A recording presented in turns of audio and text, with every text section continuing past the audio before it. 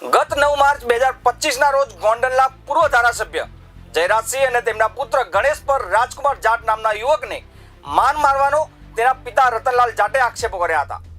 માર્યા બાદ રાજકુમાર જાટનો રાજકોટ અમદાવાદ હાઈવે પર તરઘડિયા નજીક ઓવરબ્રિજ પરથી મૃતદેહ મળી આવ્યો હતો. આ કેસમાં હવે નવો વળાંક સામે આવ્યો છે. કેસમાં મુખ્ય શંકાસ્પદ ગણાતા ગણેશ ગોંડલ અને ટ્રાવેલ ચાલકનો નાર્કો ટેસ્ટ કરવાનો નિર્ણય લેવાયો છે. આ નાર્કો ટેસ્ટ માટે રાજકોટ કોર્ટમાંથી મંજૂરી મળી ગઈ છે. પોલીસ મુજબ ઘટના કેવી રીતે બની અને તેમાં અન્ય કોઈ સામેલ છે કે નહીં તે વિશે હવે સત્ય બહાર લાવવા માટે નાર્કો ટેસ્ટ જરૂરી માનવામાં આવ્યો છે. શું છે સમગ્ર વિગત, આવો વિગતવાર જોઈએ. નમસ્કાર, હું છું જયદેવસિંહ વાઘેલા. આપ જોઈ રહ્યા છો વીઆર લાઈવ ન્યૂઝ.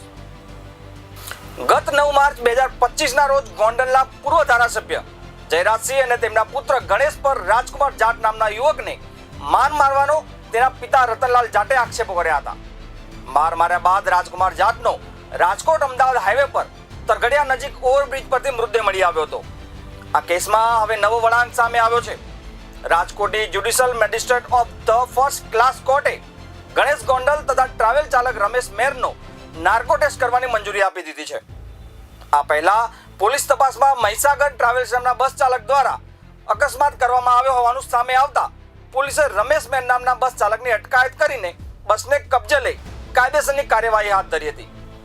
અત્રે ઉલ્લેખનીય છે કે ઓક્ટોબરમાં હાઈકોર્ટે આ કેસની તપાસ સુરેન્દ્રનગરના એસપી પ્રેમસિંહ ડેલુ અને ડીવાયએસપી જેડી પુરોહિતને સોંપી હતી. તપાસનો પ્રથમ પ્રોગ્રેસ રિપોર્ટ 10 ડિસેમ્બરે ગુજરાત હાઈકોર્ટ સમક્ષ મૂકવામાં આવશે. આ ગુનો અનડિટેક્ટ હોવાથી અલગ અલગ ટીમો બનાવવામાં આવી હતી. 9 માર્ચે રાજકુમાર જાટના મૃતદેહની ઓળખ થયા બાદ 14 માર્ચે તેનું મોત ટ્રાવેલ્સની અડફેટે આવવાથી અકસ્માતથી થયું હોવાનું રાજકોટ પોલીસે ખુલાસો કર્યો હતો. તે સમયે રાજકોટના ડીસીપી ક્રાઇમ પાર્થરાજસિંહ ગોહિલે જણાવ્યું હતું કે યુવાનનું આઈડેન્ટિફિકેશન તારીખ 9ના રોજ થયું છે.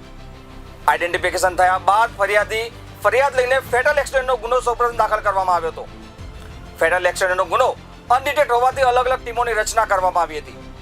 આ બનાવ બાદ ખૂબ જ ચર્ચા થઈ હતી. આ બનાવ ખૂબ જ ચર્ચાસ્પદ થયેલો હોવાથી પોલીસ કમિશનર બ્રિજેશ કુમાર ઝા અને અધિક પોલીસ કમિશનર મહેન્દ્ર બગડિયા દ્વારા અલગ અલગ ટીમો બનાવવાની સૂચના આપવામાં આવી હતી.